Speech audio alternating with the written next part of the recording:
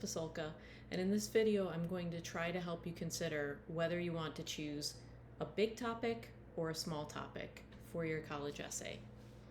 Now, first, big topics. Some students' best essays are going to be about big topics, fundamental events or conditions that have shaped their character or their perspective on life. And over the years, I've read many good essays about big topics.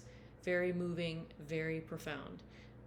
Extreme poverty or homelessness, the death of a parent, the incarceration of a brother, families who have moved a lot, students who came out to parents who weren't quite ready to hear it, students who've turned their lives over to God, students who were relentlessly bullied, even students who did the bullying and then reformed themselves. So if you feel like you've been shaped by a serious thing in your life, I definitely think you should consider writing about it.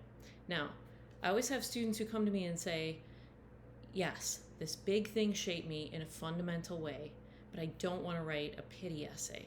And I've read some blanket college essay advice online with long lists of topics not to write about. And to those, my answer is, just because you write about a serious topic, that does not automatically consign you to a pity essay or an essay that looks like everybody else's essay about the same topic. Because you, as a writer, control two very important things. Number one, the message, and number two, the tone. So first, let's talk about the message. You're the one telling what you got out of that event or those life conditions, and that should be the majority of the essay, not the details of the event or the condition itself. So how did this event or condition help to develop you into the person you are today, with the perspective that you have today? Chances are, if you've had to deal with something big in your life, the main thing you got out of it wasn't that other people should feel sorry for you. Chances are you learned something else about yourself or about life. Maybe that you had a reserve of strength you didn't know you had. Maybe you shifted your priorities in life. Maybe you learned to have empathy for other people and the things that they're going through.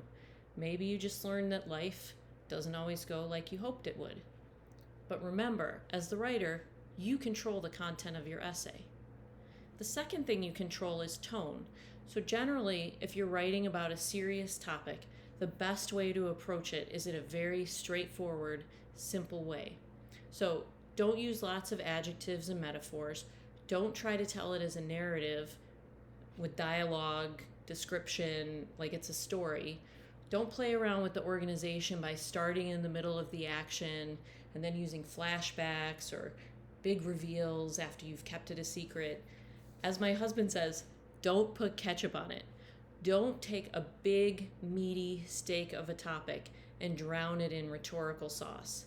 It doesn't need it, and you run the risk of coming off as melodramatic if you do it, and that will come off as insincere.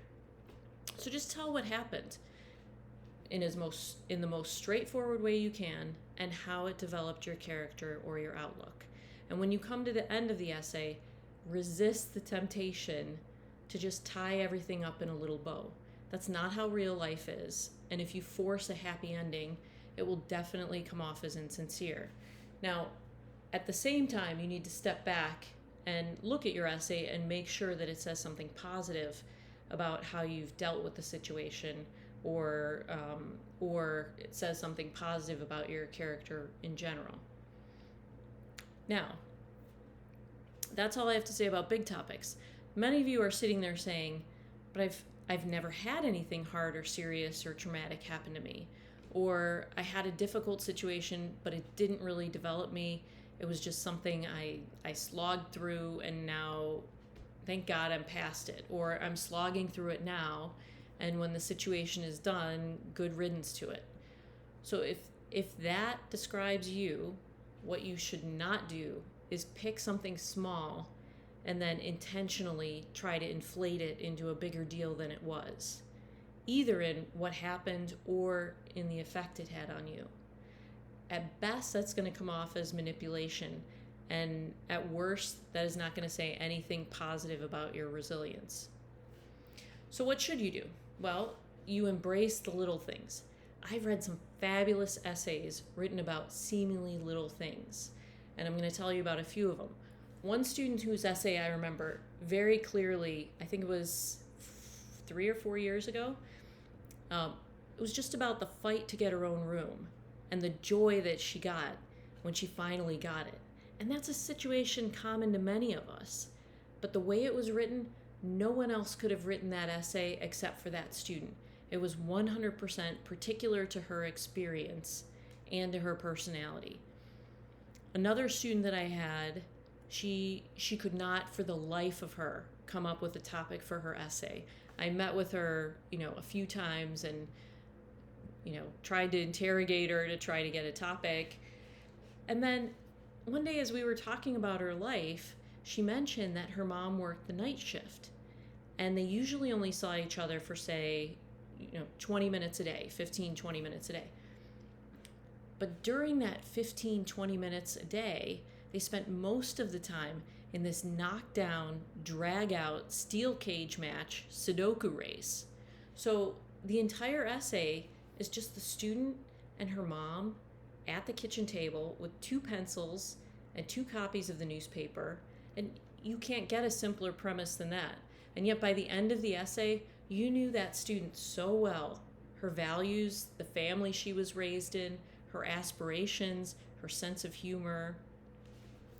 Last one, another great one that I remember that was about a small topic. It was maybe even 10 years ago, and I still remember it. And there were 4 brothers, and for the life of me, I can't even remember which brother wrote this one. But he wrote an imaginary battle between Godzilla and King Kong.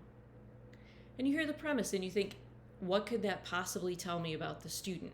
But by the end of it, you knew exactly how the person thought, exactly his capacity for creativity, and his exact sense of humor. So don't think that just because you're writing about a small topic, you can't help the admissions officer get to know you. There's one thing you need to watch out for if you're writing about a small topic, though. Hold on, I have a visual.